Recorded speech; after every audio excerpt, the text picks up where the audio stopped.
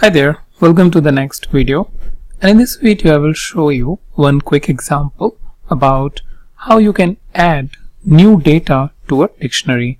So we have a nested dictionary that we started working with in the previous video, and what we have is the products, which is dummy product A and its respective rank and sales. Let's say we got a new product and we want to add that. So we have a product until E, and let's say we want to add a new product.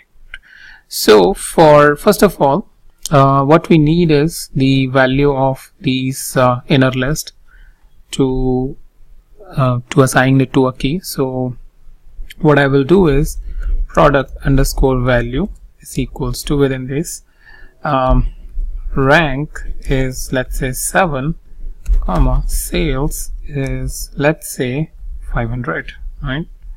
And then what I'll do is I will say rank underscore products, and the new element, which is F, equals to product underscore value.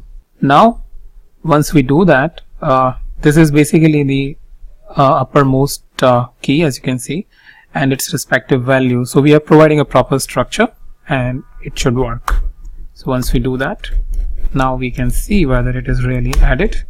And if I go down little bit down there, and after E I have a next ranked product, which is F, and I can change it and specify its value. So this is how you can increase you can add the product value and a new product into a nested list.